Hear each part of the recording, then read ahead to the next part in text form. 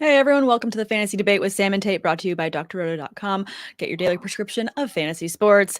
Tate, how are you? We're heading into week 5, and it is Saturday night. We have to get up really early tomorrow, at least I do, because I'm Pacific time, because there is a London game tomorrow.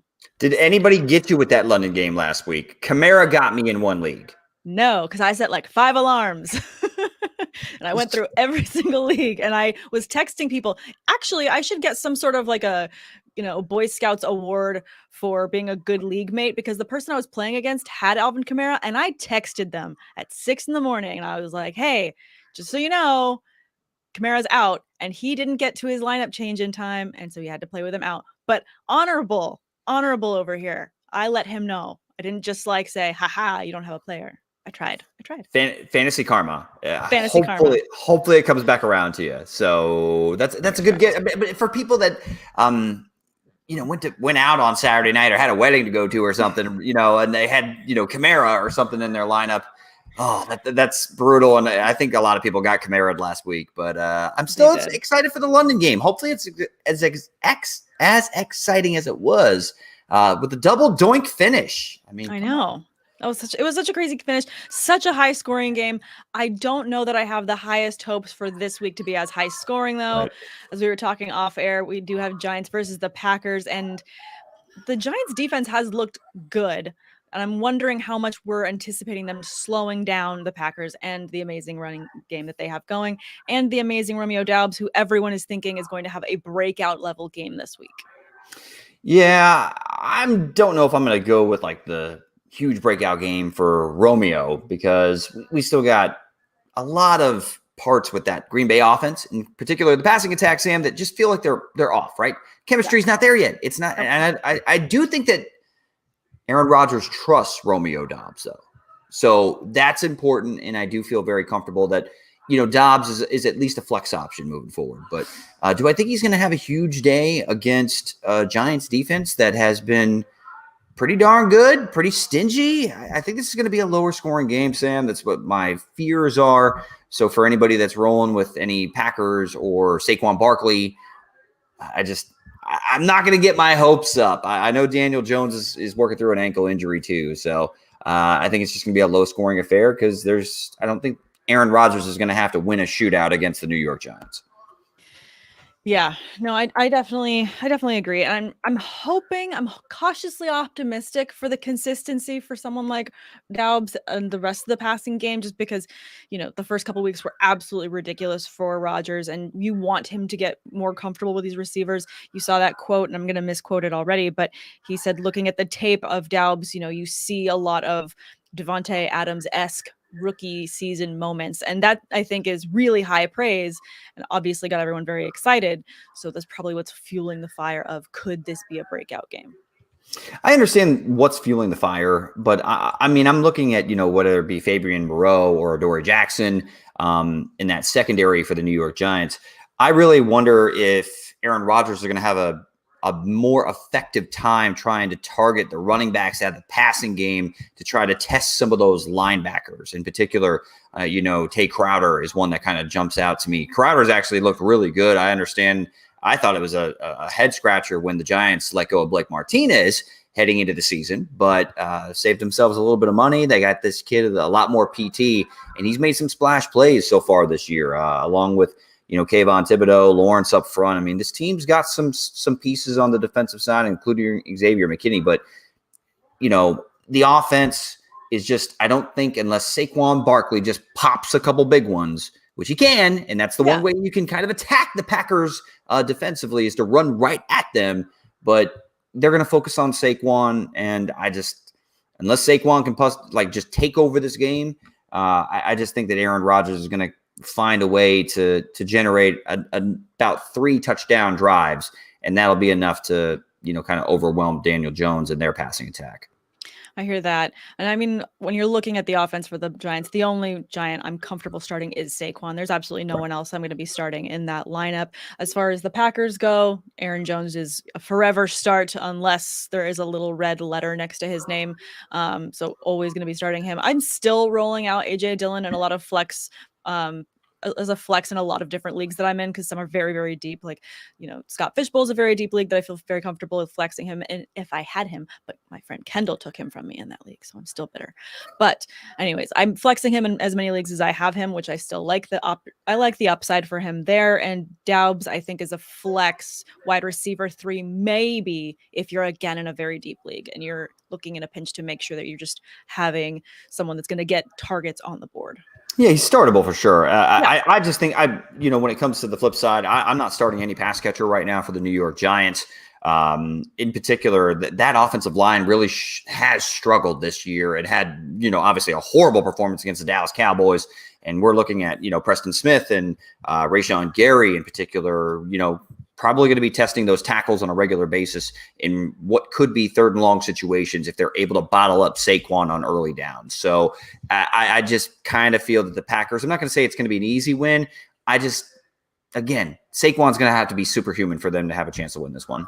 Which I believe he can be. He's also capable of being the quarterback, but he can't do both. He can't do both, right?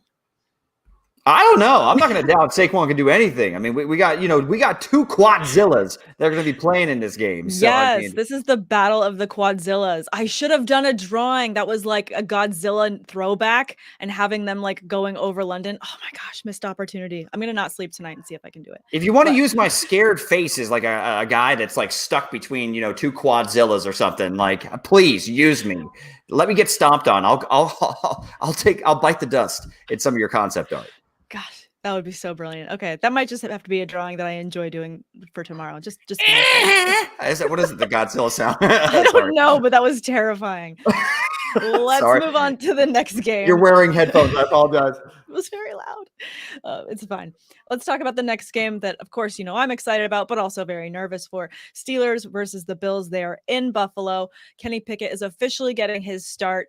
It is Pickett season. I am very happy because I'm looking forward to a different offense because it has to get better. It has to get better than what it has been. And more importantly, I'm just excited to see what he can do in this air raid offense. And I'm looking at the Bills and I'm looking at their depth chart right now. And they do have quite a few little red question marks next to some very key players. Jordan Poyer is out. Tremaine Edmonds is questionable.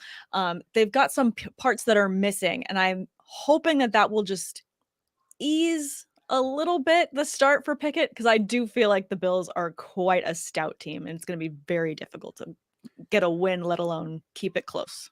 Well, think about the Buffalo Bills, right? I mean, they fell behind by 17 points against Baltimore Ravens in the first half. And the prior week, they generated like over 400 yards of total offense, but lost to the Miami Dolphins. And they haven't, after getting off to such a hot start and looking like, man, they may just steamroll everyone, circle the wagons all the way to the Super Bowl, right?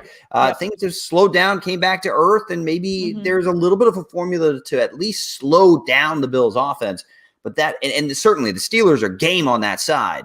But look, Kenny Pickett is getting his first NFL start on the road. Bills Mafia out in full force. And he's got to deal with 2 edge rushers that both have 4 sacks on the season in Von Miller and Greg Rousseau. That offensive line for the Steelers is improving, but it's like, they're still a work in progress, right, Sam? So, I mean. Oh, yeah. Still a work in progress. I feel like not nearly as terrible as the Colts offensive line we just watched on that horrible Thursday night game. But that doesn't mean that they're that much better. So.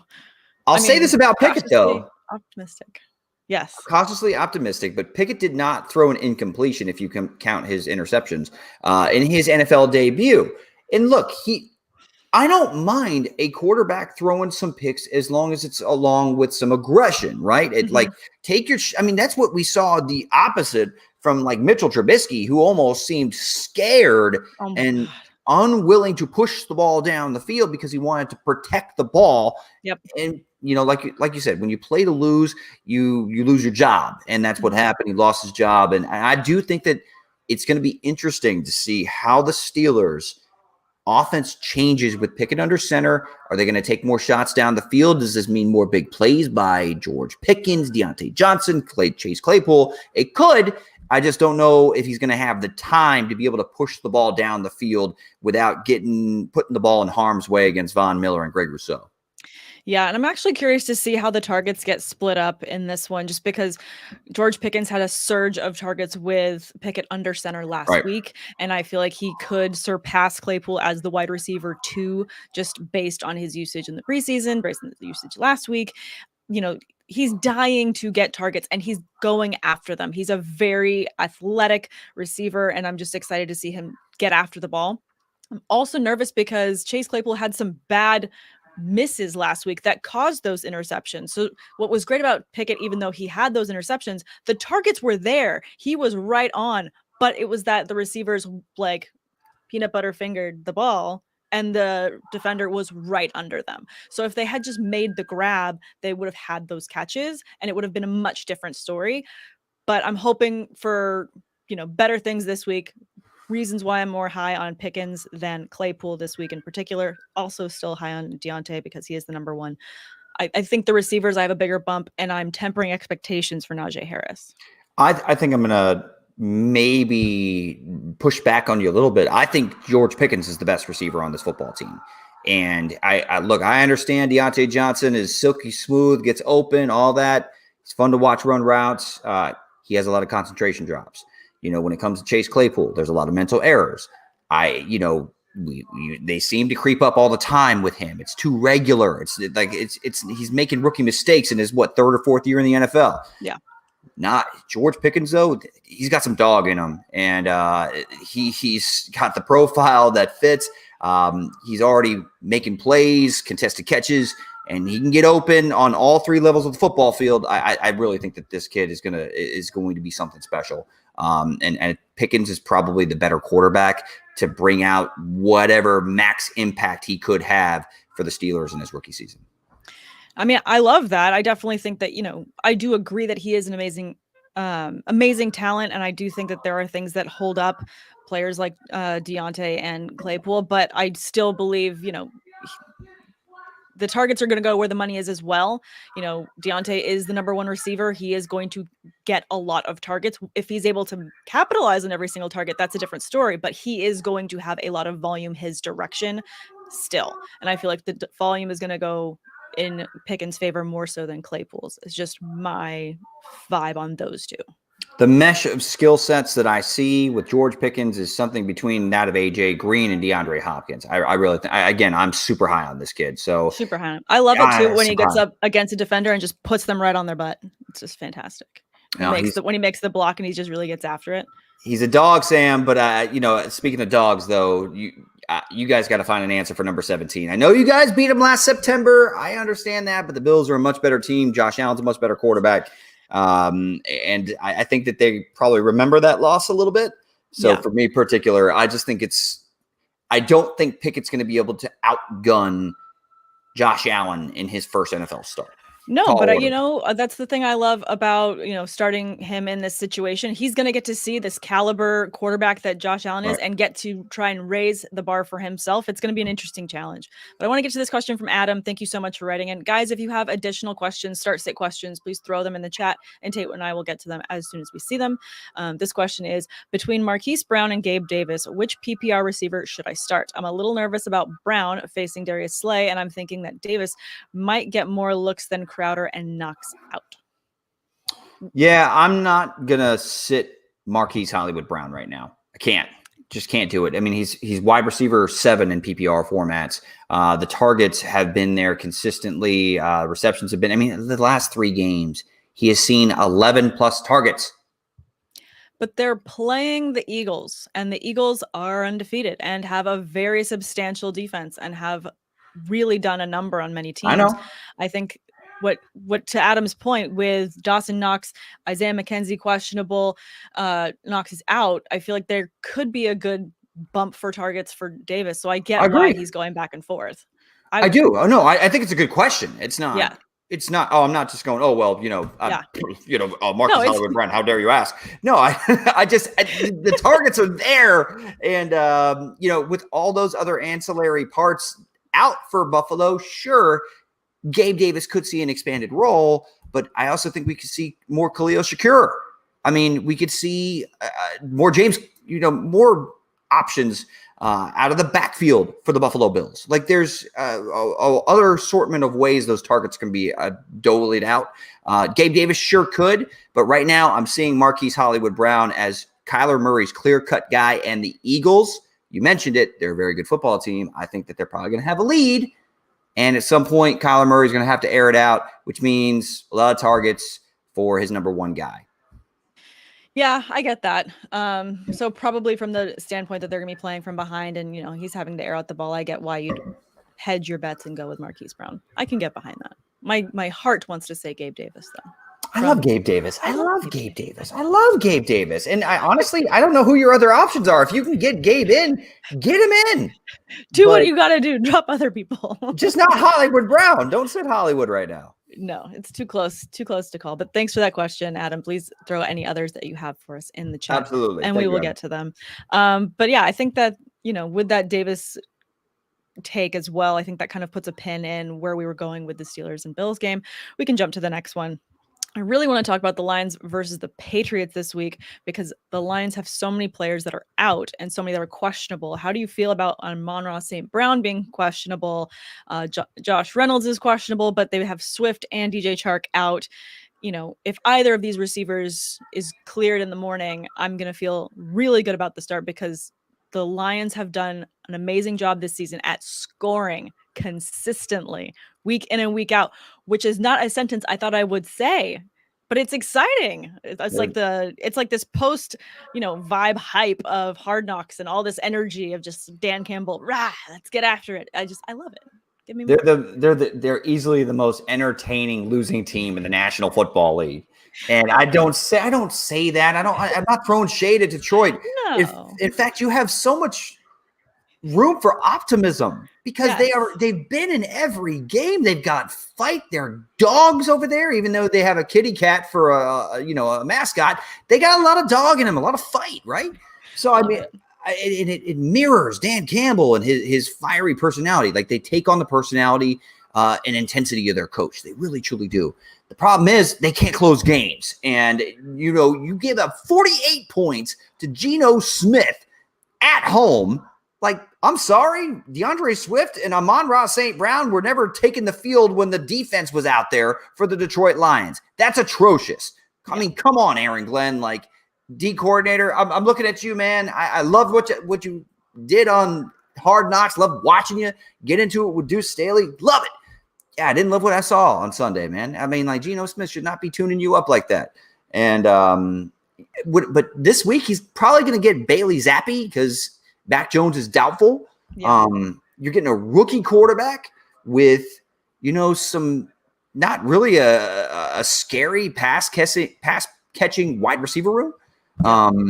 They're probably going to run the football a lot. Damian Harris and Stevenson. Are you going to see a heavy dose of those guys? The Lions should handle their business on the defensive side of the football enough to where Jared Goff can get it done with TJ Hawkinson, Jamal Williams, and if we see Josh Reynolds, cool. If not, we got Khalif Raymond. We got hopefully a couple other options and playmakers. Quintez Cephas kind of steps to mind too, that can step up and score enough points to outduel a third-string rookie quarterback, making his first start in the NFL. I think what's most amazing about this matchup is that both the Lions and the Patriots are 1-3. And that's kind of, to me, the weirdest part is seeing the Patriots that are also just struggling so much defensively, offensively on both sides. They're just, everything feels like they're trudging through the mud. And for them to have that kind of energy of them trudging through the mud against a team like the Lions who've had the winning energy, even through the losses, they're trying. Every single game is so incredibly high scoring. It's like, this has to be the one that breaks it and gets another W for Detroit. I really got to give a little bit of credit, and I'll push back on your thoughts on the Patriots just a little bit because they put some fight in the games against the Baltimore Ravens, and even they took Aaron Rodgers at home with a rookie quarterback, pressed into playing for the first time due to injury at Green Bay into overtime. Damn near took that game. So I mean, the Patriots aren't lifeless. It's just that's a tall order. For a third string quarterback to to ask him to take the reins and make this work with whoever's calling the plays there in New England. Do we still not know? We still don't know, do we? I mean, from my understanding, I think it's Matt Patricia, but who knows who's actually pulling the strings there with Bill Belichick in charge. Yeah, I think it's going to be a forever mystery. But I really like TJ Hawkinson this game. He is a must start for me, just based on not only the game that he had last week, but the fact that they still have so many questionable players. He's a surefire target monster. Love him in this one. And I'm fingers crossed that Amon-Ra St. Brown is cleared in the morning. So everyone, again, check your inactives in the morning and it'll be a big help. Oh, we've got another question from Adam. I want to get this one too. He said, thanks so much for answering my question. Got another one for you. After Thursday night's eyesore of a game, is it time to drop Russell Wilson for other quarterbacks like Derek Carr and Trevor Lawrence? That's a great question. Yeah, if we're just talking redraft league, we're not talking dynasty, then hell yeah. I mean, look, the upside is not there right now. Their touchdown rate is the worst in the National Football League inside the red zone. Like, I think it's like 21%. And I'm sorry, I far be it me to criticize a quarterback of Russell Wilson's caliber, but I'm sorry, that 4th and 1, from the 5-yard line with the game on the line, coach trusts you to go ahead and get it done instead of playing for the tie. Like, it was man coverage. And on the backside, you had a nice little pick play option against a man beater with a quick slant underneath a slot fade. And it was almost a natural pick in the slot. And KJ Hamler was right there for a wide open, easy pitch and catch to put the game away and improve to 3-2. And Russell Wilson didn't see that pre-snap indicator or just flat out made up his mind he's going to Cortland Sutton. And to me, for a veteran quarterback who's gotten the payday that he got from this team, that's inexcusable. So, yeah, it's time to drop him. Time to drop him. I think that I always like to play defense in certain leagues. So depending on if it's a single quarterback league or 2 quarterback, I will just bogart quarterbacks on my bench just to keep them from other people because I'm spiteful like that. So that's just me. So I don't know that I would drop him, but I would definitely not start him going forward. And between Trevor Lawrence and Derek Carr, it's a toss-up for me because on the one hand, I know that Devontae Adams is there, but Carr hasn't been able to get him the ball as consistently as I'd like right now. And I think that Trevor Lawrence might have more upside rest of season to get you more touchdowns, of which Lawrence does have more touchdowns on the season than Carr. He has 8 over Carr's 6, even though Carr has slightly more passing yards. I feel like he does have more interceptions. So I'm just hedging my bets and I'm going to go with Lawrence of the 2. I'd personally still go with Derek Carr. The options are too good. I believe that Josh McDaniels will find whatever it is that's been missing chemistry-wise, play calling-wise, scheme-wise. I think he'll figure it out with this group that really the sky's the limit with. They just haven't found it yet. It was a step in the right direction. Josh Jacobs was far more involved in their win over the Broncos. I expect that they'll build off of that and run the ball a lot more. Derek Carr, though, he's going to end up throwing probably an average of 2 touchdowns a game. I'm totally fine with him being picked up and him moving forward being my quarterback. Yeah, him being started over Russell Wilson, I can be on board with. I think I'm just overly hopeful for the Jags to just turn it around. I'm just a positive person. I just want it to be better. But I do think that Carr is of those 2, they're both better options than Russell Wilson right now. So start whichever one that you can get your hands on and you will be a happy camper. But let's get to this one from Albert. He says Jamal Williams or CEH in full point PPR. I like this one. Go Jamal. I mean, CEH. Look, Clyde Edwards-Helaire had a great start to the season, but I'm still seeing some Isaiah Pacheco sprinkled in. Yes. Like, Jamal was the dude last week, and he played like the dude. I mean, Craig Reynolds had a little bit of run here and there, but yeah, I mean, to me, this week, Jamal Williams. Yeah, especially with the fact that he's been able to handle the job already, and even when Swift was on the field, Jamal Williams was getting a lot of touchdown looks. I think that you have to give the edge to him. He's a touchdown monster right now, so I cannot bench him in any format. So I definitely would have to go him over CH. Same reasons that Tate said. Love that one. What was I going to go to the next game? Scrolling. I really want to talk about the night game before we sign off because we have about 5 more minutes left. Bengals versus the Ravens. This should be a really good fantasy matchup for a lot of people. I'm hoping this is a very high scoring game. I think that it will be, just based on the way that the Bengals have been trying to come back from behind. They're trying to really shake off that Super Bowl rust, that little hitch in their step. I felt like the first couple of games, they're looking more like themselves. And the Ravens, we were talking off air about this, have been able to blow leads and then get right back in it. So these are both 2-2 teams. Who do you got between the two for the win? And I guess who would be your favorite fantasy starter for this one?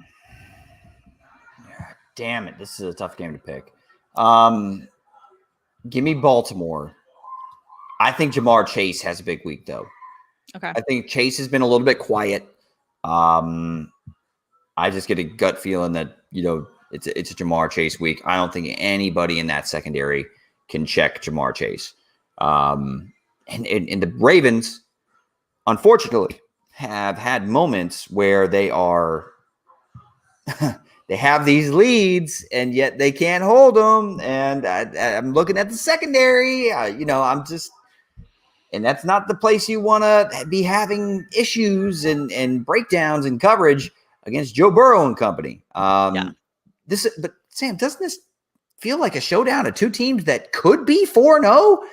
Yes, it does.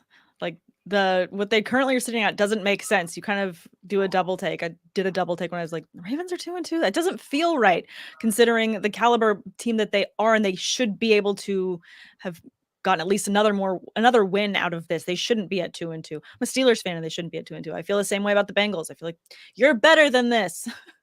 Run the division the way you should. Lead us. Just do better. Instead, it feels like this division is kind of like wide open still. And but yeah, no. I mean, look, I was saying this to you last week. They went to Kenny Pickett finally, right? And far be it me, I love Mike Tomlin, and I know you do too.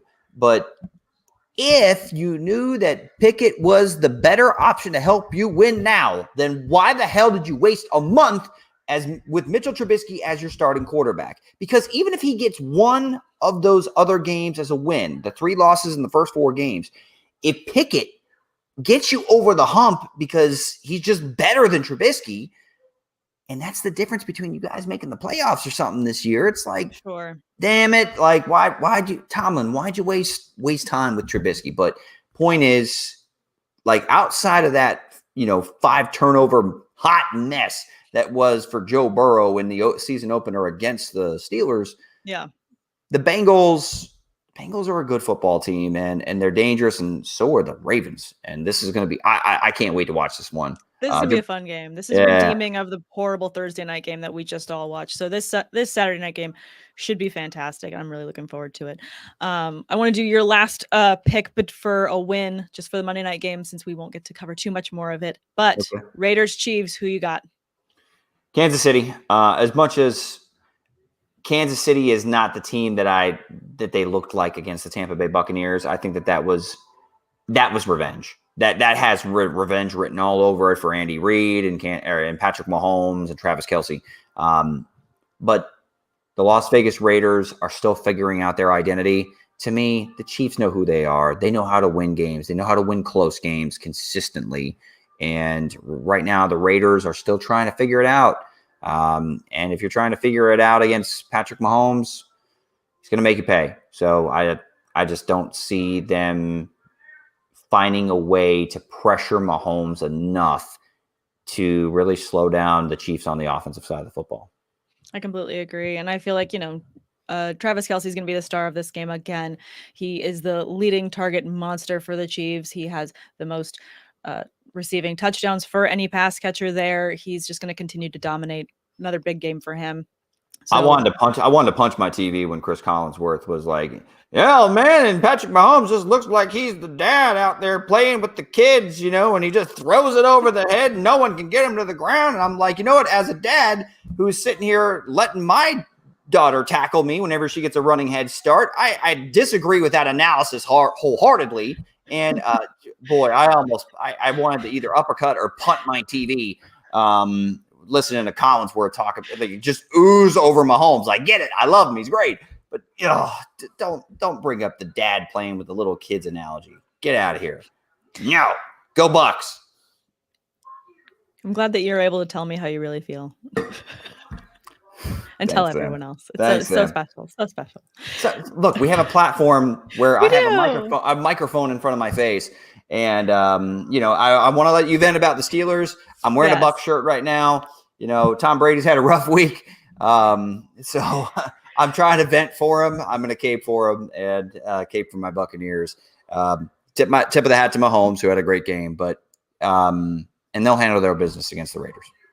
Yeah, I think that they will as well. And I mean, hopefully the Raiders just make it at least a high scoring affair for fantasy managers as well. Hopefully, hopefully Adams just gets a freaking touchdown. Let's just get some consistency for Adams, for crying out loud. I would love to see that. But I just want to sign off with this. Guys, please don't forget to head over to sleeper.com/doc and get up to $100 matched on your first deposit when you guys go and play the picks for Sleeper. It's a lot of fun. Tate has always had a good pick whenever you have them, although we're both in states where we can't gamble. So I can't even see the contest right now, but go play. We'll go play. Go play. Play because we can't. Just do that for us. That would make us I'll tell you who to pick. How about that? I'll give you some. I'll give you some picks, but I'm gonna have to Zoom with you for you to share your screen so I can go ahead and see exactly what the contests are, and then I'll give you the keys to the castle. There you go. I love it. All right. Any other final words on these matchups coming up this week before I sign us out?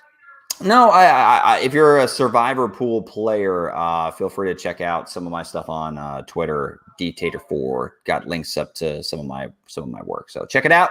Outside of that, just enjoy another Sunday of NFL football and really enjoy the last time that we're not going to have bye weeks for the next 10 weeks. So a lot of football.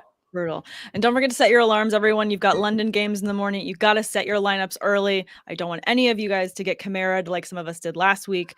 So let's get those wins. And everyone have a wonderful week. Thanks again for listening to the Fancy Debate with Sam and Tate. Check out all the other content, seasonal and DFS tools, as well as premium access to our staff for all your fantasy sports questions in the members-only Discord right here on drrota.com.